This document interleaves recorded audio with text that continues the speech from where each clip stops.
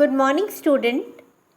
Today we are going to do hematocrit value or the PEG cell volume practical in a class. So before proceeding for the practical, tell me what is hematocrit? Can any one of you? Okay, let me tell you. Hematocrit is defined as the percentage by volume of PEG red blood cells in a given sample of blood after centrifugation. Or hematocrit is defined as the volume of PEG RBC in a given sample of blood after centrifugation. So the hematocrit, it is also referred to as the pegged cell volume, that is the PCV, or erythrocyte volume fraction, EVF. So by these two names it is also referred. So coming to this, what is the purpose? Why we are doing this hematocrit value? Because in blood physiology we do a lot of experiments such as the counting of RBC, counting of WBC, platelets and the hemoglobin. But the results that are coming, they are not accurate. They have some errors in it. So in order to get the accurate result, accurate volume of this red blood cells, we do the hematocrit value. And it has a clinical importance. It is important in clinical diagnosis, means in the diagnosis of many diseases. So this hematocrit value is done for the accuracy. This is the purpose of this. Now what is the relevance? Why we are doing this? The relevance is that by this hematocrit value, if we can diagnose, it is helpful in the diagnosis of the disease. And if suppose the value of hematocrit, it is coming less, that means the person is anemic. The presence of degree of anemic, and if the value is more, then it refers to polycythemia. Polycythemia, that means it is related to some type of leukemia, cancers also. If this value is coming higher, hematocrit, so it is helpful in the diagnosis of the disease. It has clinical significance, and that's why we do this hematocrit value. Now when we are doing the practical, I've told you before, so we should first of all we write the objective. So what is the objective? That we want to find the hematocrit value in a given sample of the blood. We have to find this. Now for this, apparatus is required. Second thing is the apparatus. Then what apparatus are required? First we require a capillary tube. Then we require a centrifuge machine, a lancet, a micro hematocrit reader. These are the apparatus which are required for the practical for hematocrit. After that we require the reagents, the chemicals, the reagents, they are required. What are that? One is we require a blood sample. First is the blood sample. Then if suppose we are bringing blood from somewhere else, then anticoagulant should be added to it so that the blood does not coagulate and we can carry a experiment. Another thing we require is the alcohol and the cotton. Now method, by which method we are doing, that is the micro hematocrit method. This is a micro hematocrit method. Now coming to the procedure. After that, when we have written objective, we have written apparatus and reagent, then method. After that we write procedure, how we are going to do. Let me tell you, if we are taking the fresh blood, then we don't require anticoagulant. If we are piercing a finger and taking out the blood, then we don't require anticoagulant because it is coming freshly and it will not coagulate. But if you are bringing from somewhere else, I told you, and it anticoagulant is added, and it should be used very early so that we get the accurate result. Fresh blood is preferred, and for clinical diagnosis, remember it's always the fresh blood sample that is taken. So we are doing proceeding experiment today, and we are doing with the blood that we are going to take out from our finger. So first step, that we are going to clean the finger with 70% alcohol. So पहला step, 70% alcohol से we will clean a finger. So in order to remove any other unnecessary microorganisms, if they are attached to a finger, they will be removed. After that, we dry the finger. Second thing, we are going to prick the finger with lancet, okay, so that the blood can come.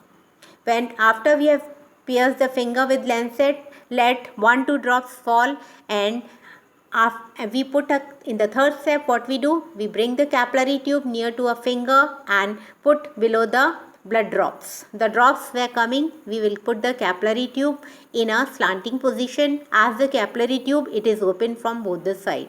So this is the third step.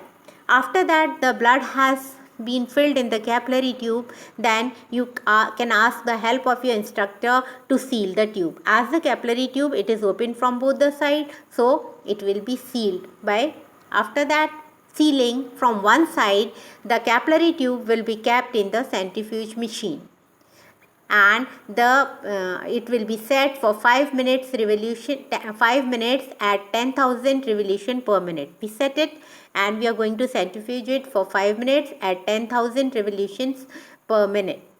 But remember this, when we are putting this capillary tube in the centrifuge machine, then opposite to it we have to keep another capillary tube, empty capillary tube, so that a balance is there, or we have to keep in front of it the another capillary tube also. So 2 capillary tubes we have to taken. If we are taking 2, then 4, 2 in front of each other, and this is how the balance is made.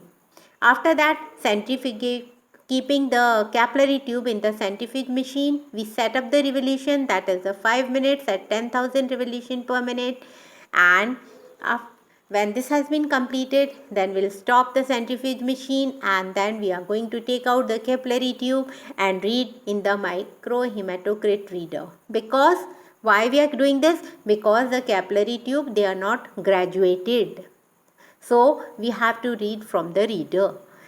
Then coming to the diagram here, you can see very well how this finger, we are pricking the finger, the blood is coming from the, and then we are filling the blood into the hematocrit tube, and here is the centrifuge machine where we are going to put this capillary tube. After the centrifugation, we get you can see the diagram, very clear it is, that we get 3 layers. What are our observations and result? That we are getting 3 layers. The upper layer you can see is the plasma, the yellowish, that is you can see, which is not red, that is the plasma. The second layer you can see is the buffy coat, that is of WBC and platelets, the middle layer of WBC and platelets, and below the layer, the bottom, you can see that is RBC, red one. This is the RBC layer. So after centrifugation, what we have seen, that 3 layers are found in the capillary tube. The upper layer is of plasma, the middle is a buffy coat, which we are going to reject it, we are not going to take it, and then the bottom layer is of RBC. This is the volume of RBC. So these are the 3 layers which we have seen after centrifugation. Then here you can see very well that after this we have to find out the percentage, what percentage of hematocrit value it is coming after this observation. For the percentage, what we do, we take, I am giving you a formula, the percentage of hematocrit, how we are going to calculate. It is equal to the height of RBC in mm upon height of RBC and plasma mm into 100. The formula here I have written. So when we are doing the percentage, then it is, for example, if the height of the red blood cell is 45 mm, if suppose it is 45 mm, then how we are going to write in formula? 45 mm, that is RBC, then height full of this RBC and plasma, that is 100 mm, and if we are upon 100, and for percentage we have to multiply by 100. So the percentage will be 45%. So we are getting 45% RBC. The remaining 55 will be the plasma.